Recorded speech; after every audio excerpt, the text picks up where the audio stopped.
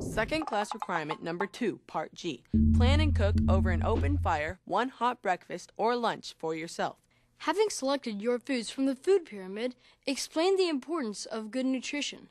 Tell how to transport, store, and prepare the foods you've selected. By now, you already know how much a good meal means on a campout. Remember, the 13th Scout Law. A scout is always hungry. Besides tasting good, food is also the fuel that keeps you going strong through whatever a campout may bring. Camp cooking is a skill that comes with practice. The more you do it, the better you get. One of the best ways to begin mastering that skill is to keep a cooking notebook. It's a place to write down food lists, portions, and recipes. And 1 can of peaches and syrup. And a way to keep track of what worked and what didn't work. You will make some cooking mistakes. We all do. Looks good. Whew. Should taste the same.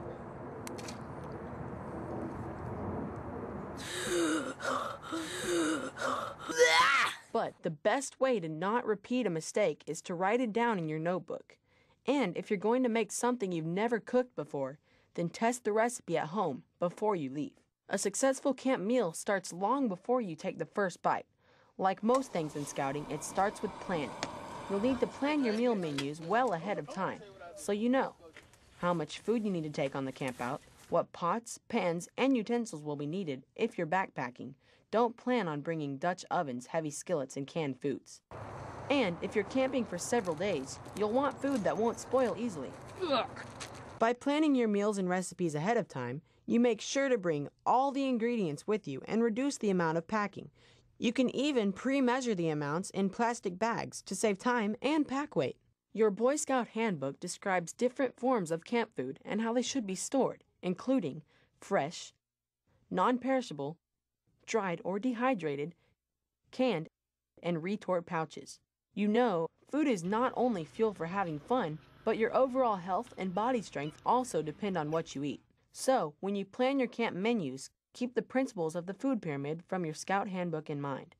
That way, a balanced diet and good eats are the same thing.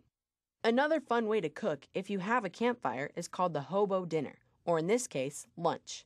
Just take a piece of heavy-duty aluminum foil, put in a layer of veggies, a layer of meat, another layer of veggies, and some salt, pepper, and butter.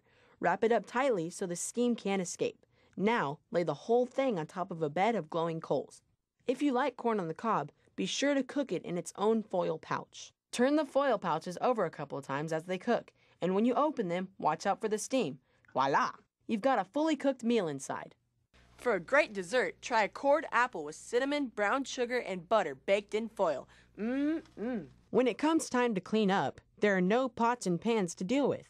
Just fold up your foil and take it home for disposal. Now that's leave no trace, and it tastes good. Well, that's second class requirement 2G. Plan and cook yourself a nutritious camp breakfast or lunch With foods from the food pyramid. and explain the importance of good nutrition. And how to transport, store, and prepare the foods you selected. You know, slight correction from before. Let's make that a nutritious and delicious breakfast or lunch.